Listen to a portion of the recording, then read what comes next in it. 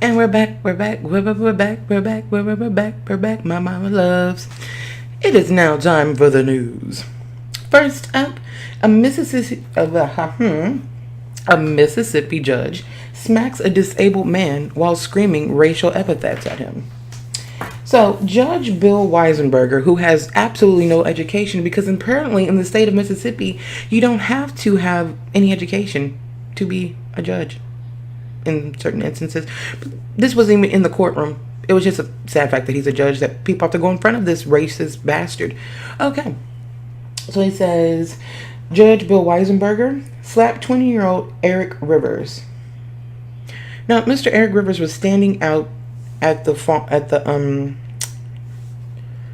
little open air market, and so the vendors rely on local people to help them unload the trucks, and they pay them for the work. And he was just trying to earn money for a bike. As I said, he is mentally disabled. So what happens? Mr. Judge Bill Weisenberger decides that he shouldn't be there. So he walks up to this poor man and rears back twice and slaps the shit out of him. And when the young man escapes and flees, he yells after him, "Run, boy, run. Run, nigger, run." And there was a lot of people around him, and they all saw this. Now, it's sad that in 2014, because this just happened, it happened on May 8th of 2014. Not 1960, not 1950. May 8th of 2014. What's sad is that this still happens. And it does. You know, this is not like a one-off instance. It's not. And so the Canton, I think it's county. I want to make sure I'm saying this right. Oh, that's right. The Canton branch of the NAACP, their president, Mr. William Truly, who used to be, I believe, a sheriff there. No, mayor. I think he used to be the mayor there, is going to be filing charges.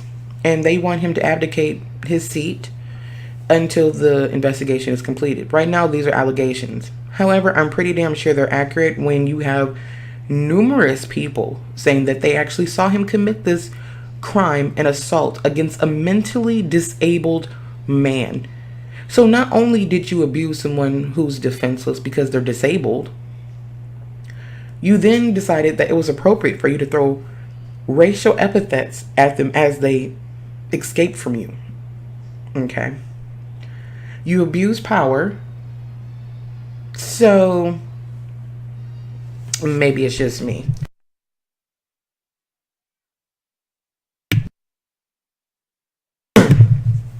Pardon me, I'm having trouble with my throat. I don't know what to say about something like this. Like, what do you say? What do you say? I mean, to me, he needs to be tarred and feathered. Yeah. Then everybody can see the chicken shit bastard that he is, because you went after someone who was defenseless. That makes you chicken shit in my book. Just a kid, I don't know.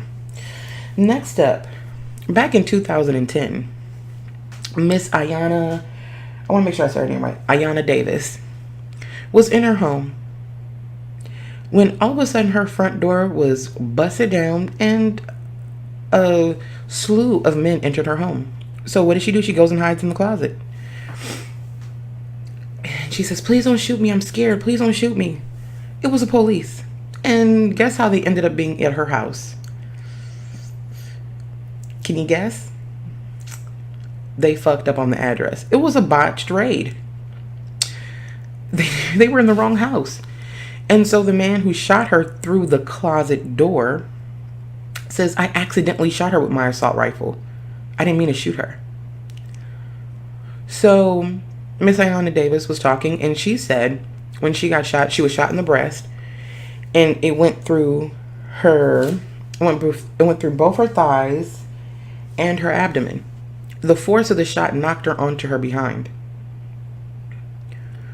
The police officer who shot her was cleared of any wrongdoing because it was deemed an accident.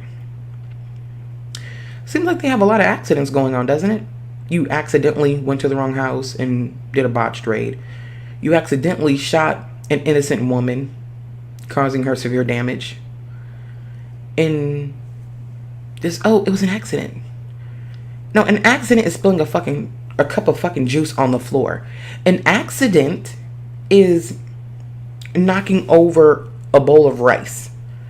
An accident is not busting down somebody's door erroneously and then shooting them through a closet door. That's not a mistake. That's negligence. Plain, cut, simple, dry. Negligence. So, you guys know that I'm militant. But shit like this right here, and then if she would have defended herself, she would have gotten in trouble for shooting the police, even though they were in her home wrongly. But can you imagine, you're laying in your bed, they bust in your door erroneously, you go and hide in your closet because you don't have any idea what's going on, and then what do? They shoot you through your closet door, the power of which knocks you down, and not only are you shot in your chest, the bullet fragments go through your abdomen and both thighs. She could have died because of somebody's negligence. This is not just, oh, we accidentally broke into your house. That's one thing. Y'all took it a step further when you shot this woman. Like, you shot her. Like, in the hospital shot her. You guys are the part of me. I'm really trying to get over this, like, little pneumonia thing I had going. But it's going good. It's going good. And last up, old Sparky is back in Tennessee. Now, I don't know if you guys have heard about this, but Sweden and other countries that provide us with the lethal injection drugs and chemicals no longer will provide them to us because they know that we utilize them in order to perform the death penalty, which they do not agree with. So, in the case of not being able to procure the chemicals for the lethal injection, they're going to warm up old Sparky and start shocking people again. This is my issue. In principle, I agree with the death penalty. In practice, I don't. And what I mean by that is, we have a lot of issues within our justice system. When you have 25% of people who can be proven to be innocent who are currently on death row, when there's believed to be nearly 60%, I think they said, or something like that, percent of people who had their death sentences commuted to life, and then they just gave up on trying. To me, that means that you probably should stop fucking killing people until you can get the shit right. Such as the young man who was killed a couple of weeks ago, almost a month ago, and they didn't have the right chemicals. They got some bootleg stuff, and it took him 45 to 50 minutes to die. And then he didn't even die from the injection. He died from having a heart attack from the amount of pain that he was in from the corrosive chemicals eating his body.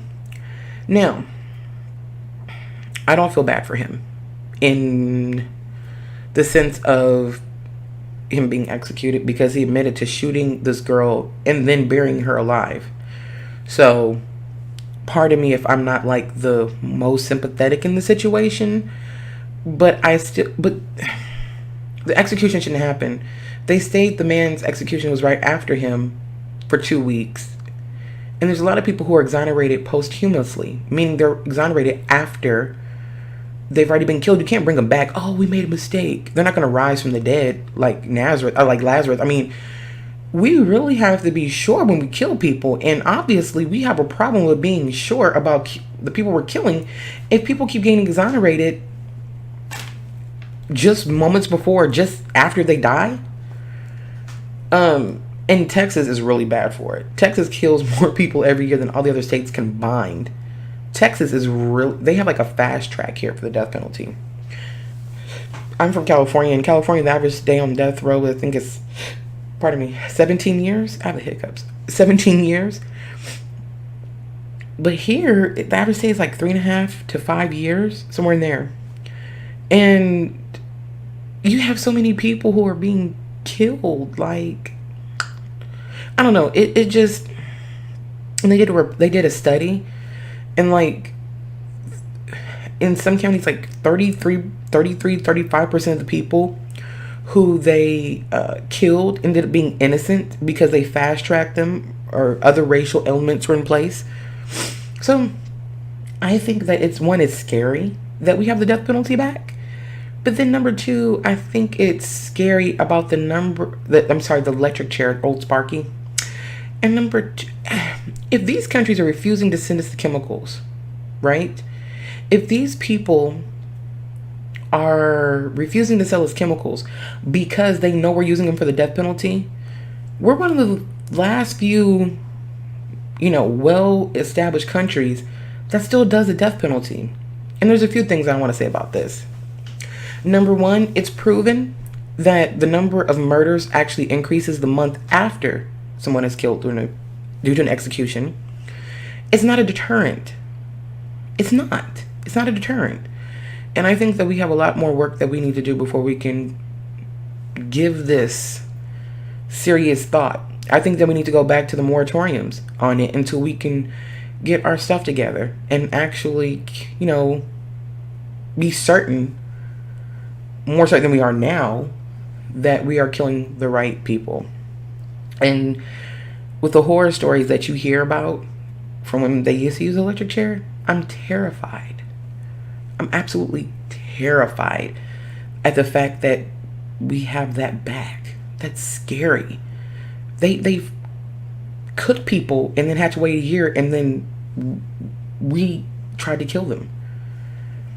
And then every mistake that we make, we say, oh, it's not, cruel and unusual punishment. It's not. But in some instances, it is. In some instances, it is cruel and unusual punishment. And when are we going to take responsibility for what the hell we're doing? I mean, come on.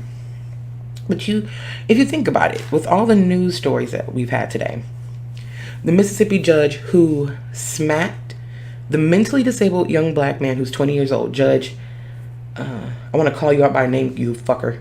Mississippi Judge Bill Weisenberger? Yes, I want to call you out by name, you fucker.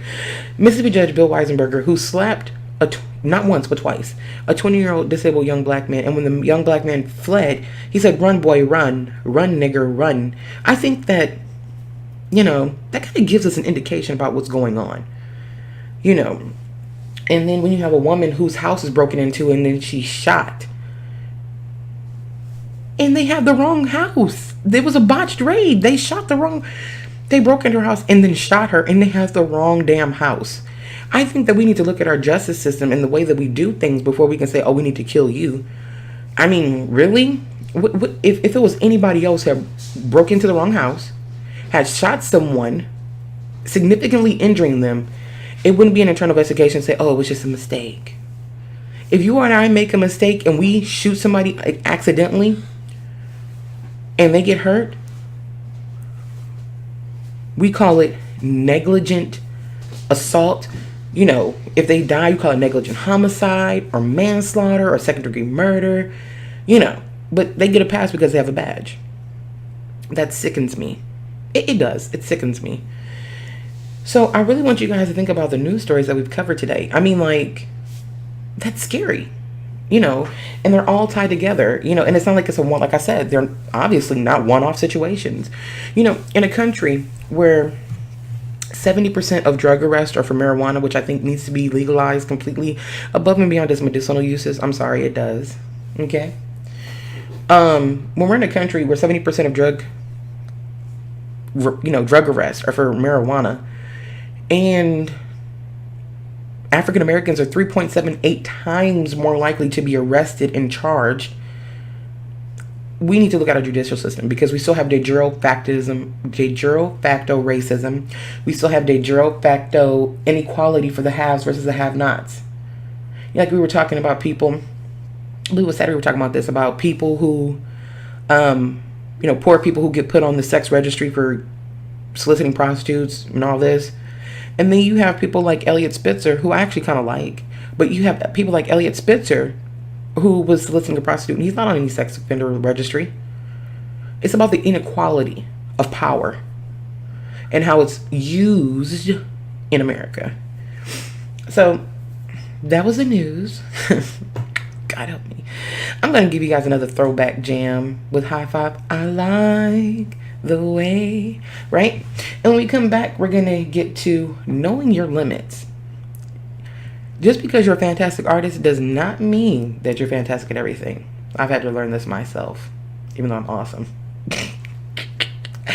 So here we go with High Five, I Like the Way, the Kissing Game. And we'll be right back. Remember, you're listening to CrossRoads Radio with your host, Dr. Jazzy. Stay tuned.